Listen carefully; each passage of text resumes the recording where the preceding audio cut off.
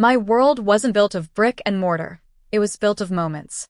It was the scent of lavender and old books in Aunt Genevieve's house, the gentle weight of her hand on my shoulder as I learned to knead dough, the soft cadence of her breathing in the room next to mine for 32 years. She wasn't my mother by birth, but she was the only mother my heart had ever known. My parents were a fleeting memory, a tragic story told in hushed tones by relatives I barely saw. When they were gone, it was Genevieve, my mother's aunt, who took me in. I was 4. She was 64. For her, it was the twilight of her life. For me, it was the dawn of mine, and she was my sun. I dedicated my entire existence to her. It wasn't a sacrifice, not in the way people imagine. It was a choice, made every single day with love. I gave up college scholarships to stay close, to manage her increasing needs. I let friendships drift away, because a Saturday night out meant leaving her alone. Romances flickered and died, unable to compete with the steady, quiet flame of my devotion. My life was a tapestry woven with the threads of her needs, the morning medications, the carefully prepared meals that were gentle on her stomach, the afternoon readings from her favorite poets, the nightly ritual of brushing her long, silver hair. The house was our sanctuary, a time capsule of a life well lived. Every chipped teacup, every faded photograph, every worn armchair held a story I knew by heart. I was the keeper of those stories, the curator of her legacy. I thought that was my purpose. I thought my love, my unwavering presence, was a currency that would one day be acknowledged, not with wealth, but with the simple, undeniable truth that I belonged. I was family. That was all I ever wanted. The day everything changed was a Tuesday. It was gray and damp, the kind of day that seeps into your bones. The lawyer's office was suffocatingly warm and smelled of lemon polish and old paper. I sat on a stiff leather chair, my black dress feeling like a costume. Across from me sat my cousin, Marcus, his wife, and their 2 perfectly coiffed children. Marcus was Genevieve's only blood relative of that generation, her nephew. He'd visited twice a year, on Christmas and her birthday, for a perfunctory 2-hour stay that always felt more like an inspection than a visit. He'd walk through the house, his eyes cataloging the assets, while I was the one holding Genevieve's hand, fetching her shawl, and absorbing the love he was incapable of seeing. The lawyer, a man named Mr. Abernathy with a face like a tired bulldog, cleared his throat and began to read the will. It was a blur of legal jargon, bequests of minor heirlooms to distant relatives, donations to charities. I listened, my heart a steady, hopeful drum. I expected my name to be there, tied to the house, to the continuation of the life I had so carefully preserved. Mr. Abernathy paused, looking over his spectacles. And the remainder of the estate, he read, including the primary residence and all financial accounts, I bequeath to my beloved nephew, Marcus Thorne. The air left my lungs. A cold shock, sharp and brutal, pierced through me. Marcus straightened his tie, a small, triumphant smirk playing on his lips. His wife placed a proprietary hand on his arm. But it wasn't the loss of the house or the money that shattered me. It was what came next. I must have made a sound, a small gasp of disbelief, because Marcus turned his cold eyes on me. He looked at me not as a cousin, not as a fellow mourner, but as an insect. "Is there a problem?" he asked, his voice dripping with condescension. I shook my head, unable to speak. "Good," he said, turning to Mr. Abernathy. "Because I think we can all agree this has been a long time coming. It's time for the house to be back with the family, with the bloodline." He then looked directly at me, his voice loud enough for everyone in that sterile room to hear. "She's not blood of our blood. She was a charity case. Aunt Genevieve was a saint for taking her in, but business is business. Family is family." The words hit me harder than a physical blow. Charity case. Not blood of our blood. 32 years of love, of care, of my life's breath, reduced to a business transaction. I saw the pity in the lawyer's eyes, the smug satisfaction on Marcus's face, the disinterest of his wife. I was an outsider, a ghost in the history I thought I was a part of. My entire identity, my sense of belonging, evaporated under the fluorescent lights of that office. My world wasn't just shaken, it was annihilated. In that moment, my chow disappeared. Foi a dor mais profunda que já senti. Se você já passou por uma grande decepção e entende o que é ter o coração partido, por favor, curta este vídeo para eu saber que não estou sozinha nessa jornada. The days that followed are a gray, featureless fog in my memory. Marcus gave me 2 weeks to vacate the only home I had ever known. 2 weeks to pack up a lifetime of shared memories, each object a fresh stab of pain. I moved like a zombie through the familiar rooms, the scent of lavender and old books now mocking me with a life that was no longer mine. The house felt alien, hostile. I was a trespasser. The small savings I had, cobbled together from the modest stipend Genevieve had insisted on giving me, wouldn't last long. I found a tiny, damp room to rent in a part of town I barely recognized. The walls were thin, the single window looked out onto a brick wall, and the silence was deafening. After years of being needed every hour of every day, the sudden, crushing emptiness was a physical weight. I would wake up in the middle of the night, my heart pounding, convinced I heard Genevieve calling for me, only to be met with the cold, silent reality of my solitude. I was adrift. My past had been erased by a few cruel words, and I had no future. I tried to find work, but what was I qualified for? My resume had a 32-year gap filled with personal caregiver. Employers saw a middle-aged woman with no marketable skills, no corporate experience, just a quiet sadness in her eyes. The rejections piled up, each one another shovelful of dirt on the grave of my self-worth. I ate cheap canned soup and day-old bread, the hunger in my stomach a dull ache compared to the ravenous emptiness in my soul. I was at the absolute bottom. There were nights I'd just lie on the lumpy mattress, staring at the water-stained ceiling, and wonder if it would be easier to simply stop, to just fade away. My life had been about love and service, and without Genevieve, I felt I had no purpose. I was nothing. A charity case, just as Marcus had said. It was during one of these dark nights, when I was sorting through the one box of personal items I'd been allowed to take, that I found it. It was a simple, leather-bound journal, one of the dozens Genevieve kept. I had grabbed it without thinking, a desperate attempt to hold onto a piece of her. As I flipped through the familiar, elegant script, a loose piece of paper fluttered out. It was a note from Mr. Abernathy's office. It said, "My apologies. In the confusion, this was overlooked." It was tucked into the final signatory page of the will. My heart seized.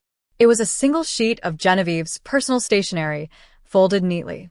Her handwriting, a bit shakier at the end but still unmistakably hers, filled the page. It wasn't a legal document. It was a letter. To me. It read, "My dearest Alara, if you are reading this, it means I am gone, and the jackals have behaved as I feared they would. Forgive me for the public portion of the will." It was a necessary cruelty, a performance to ensure Marcus would not contest what truly matters. He can have the bricks and the numbers. They are cold comforts. I am leaving you the soul of this family, the one thing he would never understand or value. You are not the blood of our blood, my love. You are the heart of my heart, which is infinitely more important. My breath hitched, tears blurring the words. I read on. Our secret, our gift. The language of scent. You have the nose for it, the patience. You always did. You just never knew what you were sensing. Below is the formula. The one our grandmother brought from the old country. The scent of midnight jasmine and rain. Our family's first creation. It is the smell of hope after storm. It is yours now. Don't let my legacy be a dusty house owned by a man with no soul. Let it be beauty. Let it be memory. Let it live through you. He thinks you won. Let him. Your victory will be quieter, but it will be real. With all my love, Genevieve.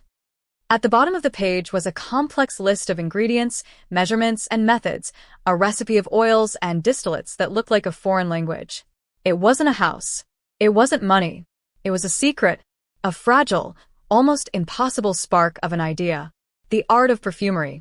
A legacy not of blood, but of love, passed down to me on a handwritten page. In the darkest room of my life, a tiny light had just been switched on. That single piece of paper became my life raft. I had no money, no equipment, no knowledge. But I had Genevieve's words and a formula. The first step was research. I spent my days in the public library, devouring every book I could find on perfumery, on essential oils, on the chemistry of scent. I learned about top notes, heart notes, and base notes. I read about enfleurage, distillation, and tincturing. The words were a lifeline, pulling me out of my grief and into a world of creation. I sold the only thing of value I had left, a small gold locket for my mother, and used the few $100s to buy the most basic supplies, a few beakers, some cheap carrier oils, and the raw ingredients for the formula. My tiny room transformed into a chaotic laboratory. It smelled of earth, flowers, and countless failed experiments. The formula for Midnight Jasmine and Rain was my Rosetta Stone. I tried to replicate it dozens of times. The first few attempts were disastrous, smelling more like cleaning fluid than hope. I burned oils, I measured incorrectly, I mixed things in the wrong order. I wanted to give up so many times. I'd collapse onto my bed, covered in strange scents, my hands stained, and cry from frustration. But then I would read Genevieve's letter again. Your victory will be quieter, but it will be real. Those words were my fuel. I kept going. I started to train my nose just as she had said. I'd walk through parks, smelling the damp earth after a shower. I'd buy a single piece of fruit from the market and spend an hour just inhaling its essence. I was teaching myself the language of scent she always knew I understood. Slowly, painstakingly, something began to shift. My mixtures became more balanced, more nuanced. One evening, after weeks of failure, I mixed a new batch. I combined the jasmine absolute, the petrichor essence, the touch of sandalwood. I closed my eyes and took a hesitant sniff. And there it was. It wasn't just a perfume, it was a memory. It was the scent of Genevieve's garden after a summer thunderstorm, the exact fragrance that used to cling to the curtains in the parlor. It was the smell of home. I wept, not from sadness, but from a profound sense of connection and achievement. I had done it. I had resurrected a piece of her soul. My first victory wasn't a sale. It was a gift. There was an elderly woman in my building, Mrs. Gable. She was a widow, and I'd often hear her crying softly through the thin walls. We'd exchange polite nods in the hallway, but her sadness was a palpable presence. One day, I gathered my courage and knocked on her door, holding a tiny vial of my second creation, a simple blend of lavender and chamomile I'd made to help me sleep. I told her I was experimenting with aromatherapy and thought it might bring her some comfort. She looked at me with suspicion, but took the vial. A few days later, she stopped me in the hall. Her eyes were brighter. "That scent," she said, her voice thick with emotion. "It smells just like the garden my husband planted for me, the one we had to leave behind. When I smell it, for a moment he's here with me." Seeing the peace my creation brought her was a revelation. This wasn't about selling a product. It was about bottling a feeling, a memory, a moment of comfort. That became my mission. I started a small table at a local farmer's market. My setup was humble, just a few dozen little bottles with handwritten labels. People were skeptical at first, but I didn't sell them perfume. I asked them questions. "Tell me about a memory you cherish," I'd say. "What did your childhood home smell like? What scent reminds you of someone you love?" And they would tell me. They told me of their mother's rose garden, of their father's woodworking shop, of the salty air on their honeymoon. I would listen, truly listen, and then I would try to create that memory in a bottle. My first real customer was a young man whose grandmother was in hospice. He said she missed the smell of the orange groves where she grew up. I worked for 3 days, blending neroli, petit grain, and a hint of bergamot, trying to capture the scent of blossoms, leaves, and sunshine. He came back a week later, his eyes filled with tears. He told me his grandmother had passed, but she had the bottle on her bedside table, and in her last lucid moments, she had held his hand, smiled, and said, "I can smell the groves." He paid me, but more importantly, he told his friends. And they told theirs. The word began to spread about the woman at the market who didn't just sell perfumes, she sold memories. I was no longer a charity case. I was an artisan. I was a memory keeper. Was ali, com as minhas próprias mãos, que comecei a reescrever a minha história. Deixei de ser a vítima e me tornei a autora do meu destino. Se a minha jornada de superação está te inspirando, inscreva-se no canal para acompanhar os próximos capítulos e fazer parte desta comunidade de recomeços. 2 years passed. My market stall turned into a small, charming shop in a quiet part of town. I called it the Genevieve Archive. It was filled with amber bottles, dried flowers, and the soft, mingling scents of 100 different stories. I had a steady stream of clients, people who came to me for something unique, something personal. I created scents for weddings, for anniversaries, for people grieving, for people celebrating. My life was small, but it was mine. It was rich with purpose. I didn't think much about Marcus or the life I'd lost. The pain had dulled into a faint scar, a reminder of where I'd come from. Then, one crisp autumn afternoon, the little bell above my shop door chimed. I looked up from my work table, and my blood ran cold. It was Marcus. He looked different. The smug confidence was gone, replaced by a weary, hollowed-out look. His expensive suit was slightly rumpled. He looked around my shop, his eyes wide with a mixture of confusion and avarice. "Ilara," he said, his voice attempting a warmth that didn't reach his eyes. I heard what you were doing. It's quite impressive." I said nothing. I just stood my ground behind the counter, the solid oak barrier between my new life and my old pain. "Look," he continued, walking closer. "I've been thinking. What I said back then at the reading, it was a difficult time for all of us. I was emotional. I didn't mean it." I still said nothing. My silence was my power. "The family business isn't doing well," he admitted, his voice dropping. "Things are tough. But this," he said, gesturing around the shop, "this is potential. It's based on a family recipe, after all. It's a family legacy." That was it. The moment of truth. The old me would have shrunk. The old me would have felt a flicker of obligation, of guilt.